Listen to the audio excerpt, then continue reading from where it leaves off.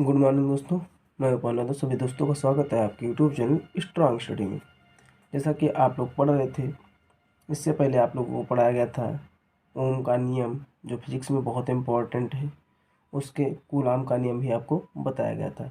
2023 UP board exam में आएगा ही आएगा। लेकिन उसके अलावा आप लोग आज पढ़ेंगे पाचन। तो पाचन के बारे में पूरा डिटेल में जानेंगे और यह क्वेश्चन आपको 3 से 4-5 नंबर में ज़रूर मिलेगा। ठीक है, तो बहुत इंपॉर्टेंट है। एक एक चीज़ बहुत ध्यान से समझेंगे। देखते हैं, मनुष्य के पाचन तंत्र का नामांकित चित्रण बनाइए।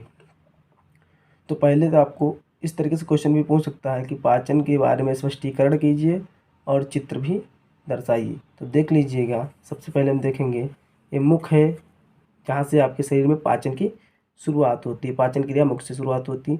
हमारे मुख में टाइलिन नामक एंजाइम पाया जाता है लार में, और वो जब उस भोजन को एक लुगदी टाइप में बना देता है। ठीक है, फिर पहुँचते हैं, लार ग्रंथियाँ होती हैं और ग्रसनी।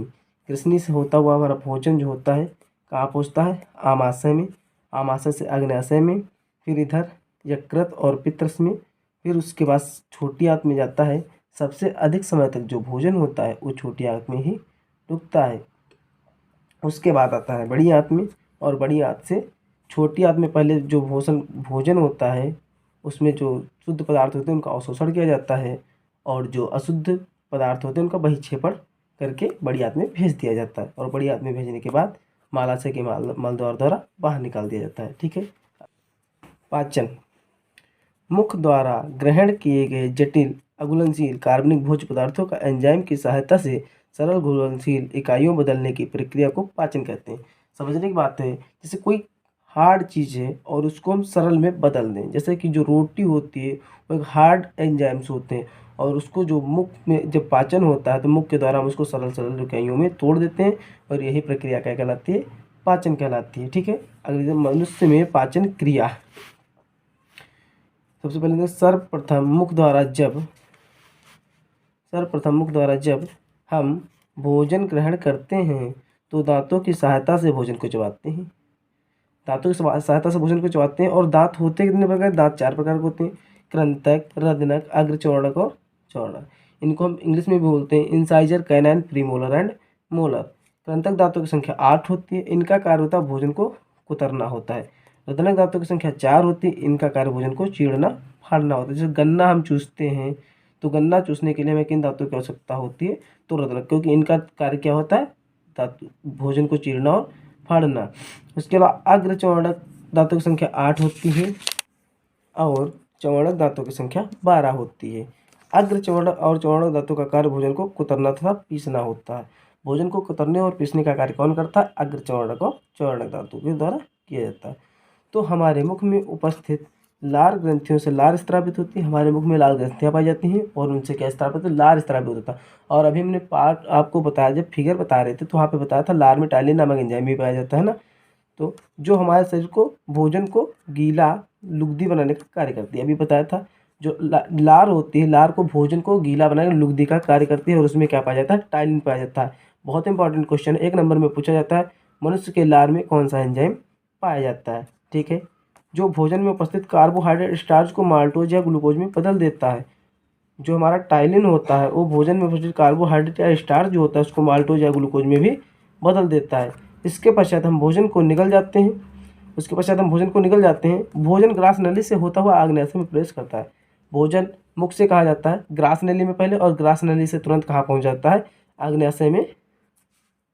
ग्रास नली से होता हुआ आमाशय में प्रवेश करता है। और आमाशय की आंतरिक दीवारों पर जठर ग्रंथियाँ पाई जाती हैं। ये भी क्वेश्चन पूछा जाता है, आमाशय की आंतरिक दीवारों पर कौन सी ग्रंथियाँ पाई जाती हैं? ध्यान रखना दोस्तों, जठर ग्रंथियाँ पाई जाती हैं। जठर ग्रंथि जिनमें जठर रस, HCl, पेप्सिन और रेनिन होते हैं। HCl भोजन के माध्यम को अम्लीय बनाता है और हानिकारक जीवाणुओं को नष्ट करने का कार्य करता है। फिर है पेप्सिन, भोजन में उपस्थित प्रोटीन को पेप्टोन में परिवर्तित कर देता है।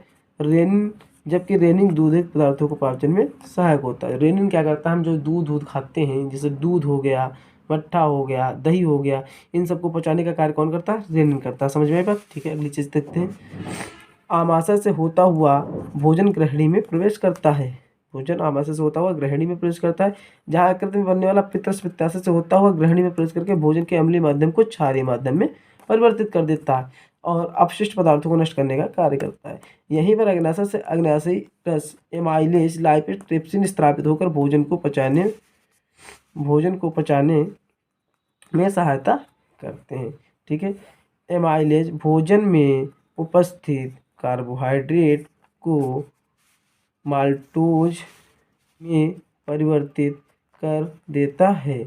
लाइपेज वसा को वसा अम्लों तथा ग्लिसरॉल में परिवर्तन करने का कार्य करता है और ट्रिप्सिन पेप्टोन को न्यूक्लिक अम्ल अमीनो एसिड में परिवर्तित करता है।